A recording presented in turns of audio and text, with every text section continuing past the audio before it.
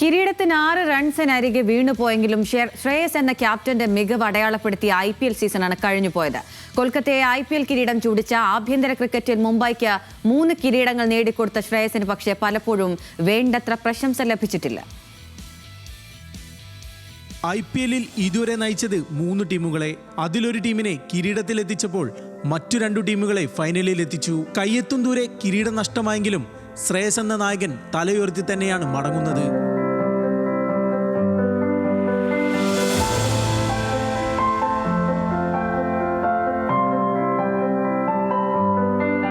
കൊൽക്കത്തയെ കിരീടത്തിലെത്തിച്ചെങ്കിലും ശ്രേയസിന് വേണ്ടത്ര പരിഗണന ലഭിച്ചില്ല.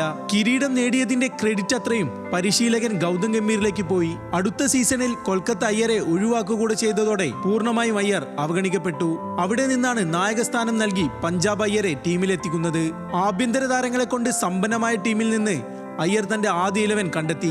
അൺക്യാപ്ഡ് കളിക്കാരിൽ വിശ്വാസമർപ്പിച്ച ക്യാപ്റ്റന് വേണ്ടി ടൂർണമെന്റിലുടനീളം അവർ മികച്ച പ്രകടനം നടത്തി.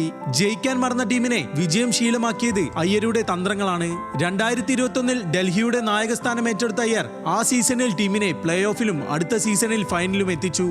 എന്നാൽ പരിക്കേറ്റു പുറത്തായ അയ്യരെ പിന്നീട് ഡൽഹി ക്യാപ്റ്റൻസിയിൽ നിന്നും ഒഴിവാക്കി. അയ്യരുടെ കാര്യത്തിൽ അതെപ്പോഴും അങ്ങനെയാണ്.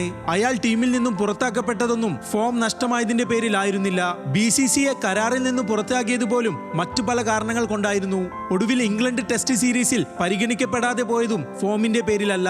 നിരന്തരം കഴിവ് പ്രകടിപ്പിച്ചിട്ടും തഴയപ്പെടുന്ന അയ്യർ ഇക്കുറി IPL-ൽ കിരീടം നേടിയിരുന്നെങ്കിലെന്ന് ആഗ്രഹിച്ചവർ ഏറെയാണ്. പക്ഷേ കിരീടത്തിനരികെ വീണെങ്കിലും ശ്രേയസിന് തലയുയർത്തി തന്നെ മടങ്ങാം. മാറ്റി നിർത്തുന്നവർക്ക് നിങ്ങൾ മറുപടി നൽകി കഴിഞ്ഞു. അതിൽ കിരീടമില്ലാത്തത് ഒരു അപൂർണതയല്ല.